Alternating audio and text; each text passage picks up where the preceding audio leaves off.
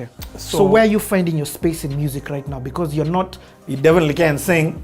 I can't sing. So that's why I got into concerts and stuff like that. I'll tell you where my entry kind of into the local music scene was. I was going, and this story I haven't really told the story, but I was going to NPC at the time. We had a thriving youth church called Fortress. Part of the challenge that we had with Fortress was, every year our gear, musical instruments, they were falling. They required running repairs during service, first aid, nini, cello. I'm being honest. Yeah.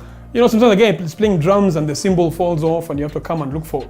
It was terrible. And I remember saying, guys, we can't live like this. Every year we put in our budgets and every year our budgets were cut down.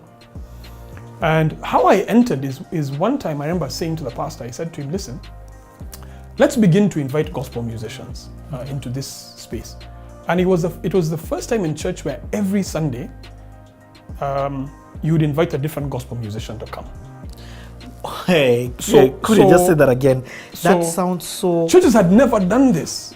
During the offering moment, it wasn't gospel artists come and sing while all this is happening, or there was no presentation moment. No, actually it was presentations. Just after praise and worship, we'd have presentations.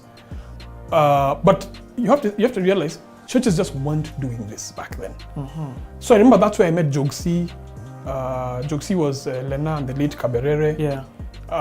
That's actually where I met. There's a huge dance group, and these guys also were really huge for the scene.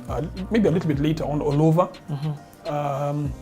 And Stompers from ICC and Peter Dera and Sita and all these guys. I made sure every Sunday at Fortress we had a different artist come through and perform. Now, back then artists had no spaces for these things. So if you invite an artist, they're just like, of course I'll come. People actually know me, they know my song, I'll come. And at that time, a couple of things had happened. Actually, I'm skipping something. At that time, DJ Mose, Njugush and Kubamba had the most banging radio show that I can remember called Kubamba. Yes. And on what station? They probably started off, they have bounced around stations, but they started off on Family FM. It's called Family FM, Radio 316 now. Yeah. And they just had this banging, radio station. Every young guy in the city used to listen to Kubamba. Everyone. They'd bring in musical guests. Music would be dropped in the US this week. They would have it that weekend. And they began to create just like an ecosystem for us.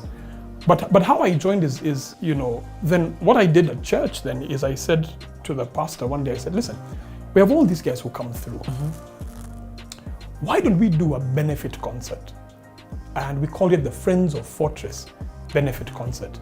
It happened on the 20th of June, 2001. I'll never forget the date, just because of what happened. Yeah. But what we did is we invited all the top artists from across the city to come and be part of our concert. And give us some names so that we can understand who was there. I really can't. I mean, some of the guys I've mentioned, so Olova and Stompers were the big dance groups. Then when the dance revolution was just kind of beginning, there was a group called Sita, 4 girls, head, shoulders, knees and toes. I have all those jams.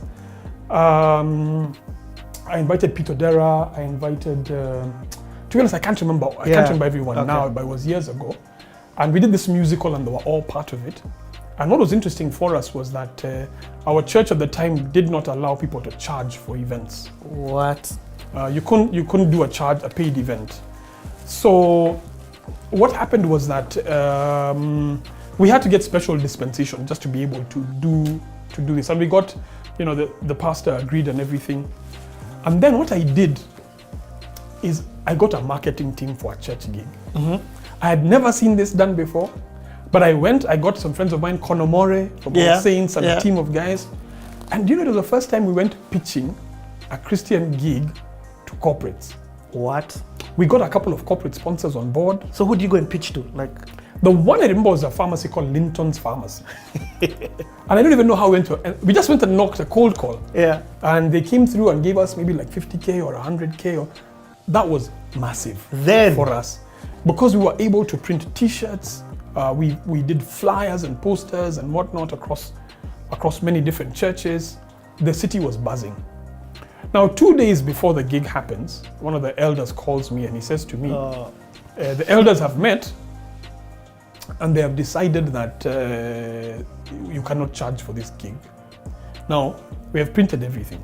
We're going corporate sponsors. We've sold tickets. The place is buzzing. It's a benefit concert to raise money so we can. But part of the backstory there was also the thing for why you guys raising your own money, you silly kids. We'll do it for you. Yes. Why are you embarrassing us? And so I actually called my team and I canceled the gig. I said, what's the point? There's no point. So now the pastor called me and he really prevailed on me and he said, Kuria, don't do that. We've done all this work. We've called all these guys. Let's do it. We'll collect a love offering. And I'll tell you why I tell this story. Is because we ended up doing the gig. It was the first time in a church again, I had seen lights. So we had moving heads, LED. I got what's his name? I forgot his name, but I got a guy to give me lights. And I paid from my pocket 10K for lights. He gave us a smoke machine and whatnot. My guy in the middle of the gig, all over are doing a salsa dance. I'll never forget this thing. They were doing a Jackie Velasquez song and a salsa dance. All the pastors, and there's a smoke machine, all the pastors stood up and walked out. What? And they were saying they are seeing demons on stage and whatnot. What? 20th of June, 2001. And they are seeing demons on stage and whatnot. And they all walked out and they were threatening to cancel the event. The gig was packed to the rafters at NPC Valley Road, a youth gig. And again, we had not seen, people don't appreciate because we hadn't seen stuff like this happen. It's not norm. It wasn't the norm at all. Yeah. And the gig, we got a love offering maybe of about 50K. We're able to buy a new set of drums, but it was very, very disappointing for us. So guys who you had charged, you just gave them back their money as they came? We had to. We had no choice. What? But here's that place holds 6,000. I mean, it holds. No. It was probably about 4,000 or 5,000 people. Then maybe even if you're charging. But it was completely packed to the rafters. Completely packed. Even if you're charging a sock. Yeah. I mean, 2 hours before we opened the doors, the place it was completely full outside. So you opened the doors, people just rushed in. But here's the funny thing about it.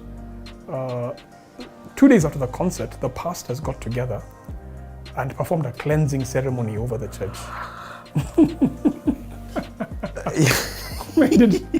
They performed a cleansing ceremony because we had defiled the altar of the Almighty God. Wow. And I remember being in my house and the team that we planned with came over to my house and told me this story. Oh man, I was devastated. I was completely devastated. I felt, man, I put in all this effort for this thing, For a good cause. For a good cause. To better the church, actually. And so I was very devastated. And shortly after, our youth pastor, who was 100% behind us, was shipped off to another church. And this very, very kind of vibrant youth ministry died. It didn't die, but it really began to collapse. It really just began. A lot of people left in that season. All of us who were involved in high levels were left. But I bring it up just to say, for me, those are the things that I remember in my journey, because I'm sharing my journey, that I think was some of the early just indicators of gospel music beginning to take off, of the scene beginning to grow. Kuria, when I fast forward and look at it right now, where people are it's asking about monitors and in-ear piece. In-ear monitors, bana. It's unimaginable. In fact, for that gig, the church was supposed to get us microphones and they didn't. So the actors had no microphones. It was. But times have changed. Times have changed quite. Did you leave the church? After a couple of years, I did. Oh no! Actually, what happened is I left the country. I left the country. So you still went to the same. You still went to Fortress. When I came back, I don't think Fortress was still in existence. At that time, after. No, I was leaving the country like in 2 or 3 weeks. Oh, okay. So I didn't go to church for a couple of weeks. I kind of just licked my wounds. And it's funny for me because last year I went to this same church and there was a gig I went for at Valley Road. was their gig, and they had smoke machines and LED lights and parkans, and I just thought, I guess they chased the demons out of them. You know what I mean? I'm just like, so it was interesting. So what happens for me is that I kind of leave the country. Where'd you go? I left in 1999. I came back in 2001 for a season we did Friends of Fortress, and I left again. Okay, but when you left in 1999, where did you go? To Australia. And what were you going to do there? Now you're going for university. I went for my campus studies, and I did marketing and e-commerce. Is what I studied.